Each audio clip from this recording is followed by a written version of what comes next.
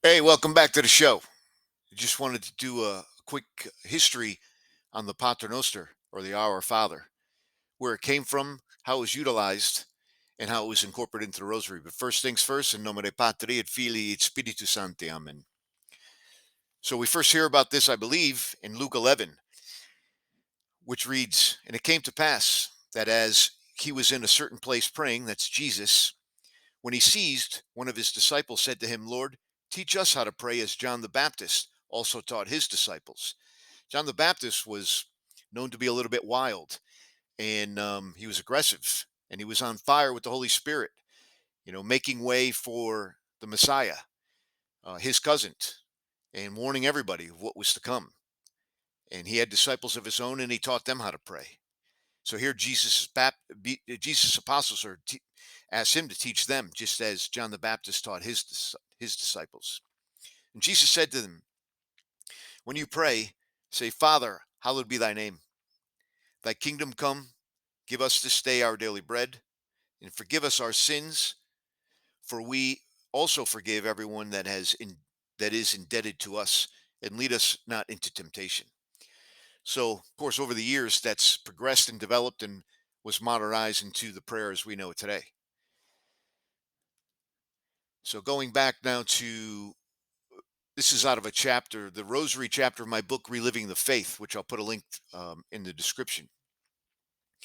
Throughout late antiquity, in the early medieval era, monks who were literate in Latin prayed or chanted the breviary, which comprised all 150 psalms.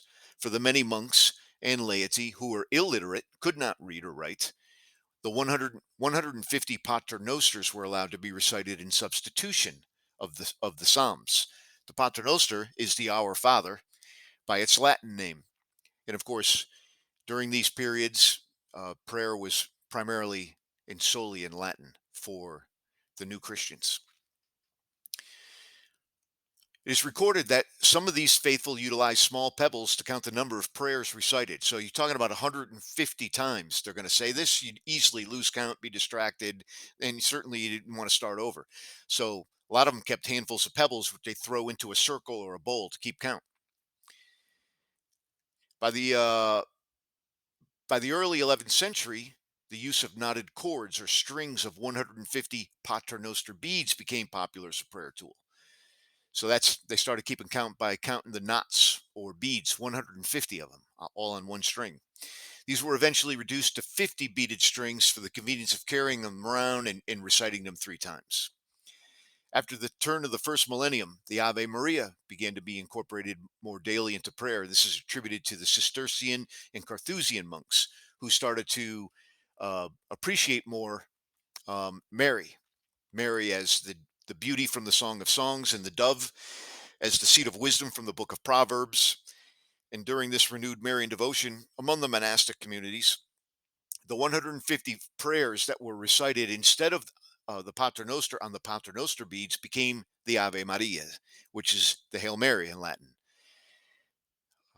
So then they were reciting 150 Ave Marias. Shortly thereafter, they brought back the Paternoster or the Our Father and inserted them in between the Ave Marias, therein dividing them into sets of 10 or the decades of the Rosary. So 10 Ave Marias, one Paternoster. So the 150 prayers being recited on the Paternoster beads became the 150 Ave Marias or Hail Marys. But then they brought back the Paternoster or the Our Father and divided those up into decades or every 10. So you'd have 10 Hail Marys and an Our Father, or in their case, 10 Ave Marias, one Paternoster, and continue on accordingly. This devotion became known as the Marian Psalter. However, the mysteries of the Passion of Christ were not yet incorporated, nor was the Psalter used to preach the word, defend the faith, or thwart evil. So this is all prior to Mary appearing before Dominic, providing him the strength and the knowledge that he needed, and giving him the mysteries of the Rosary on which to meditate, and then to use that tool to preach, to defend the faith, and to thwart evil, and to teach people how to use the Rosary instead of just reciting prayers. Incorporate the mysteries and meditate on the mysteries of the Passion of Christ, and used that to protect themselves, to request her intercession, and to teach others. So there you have it.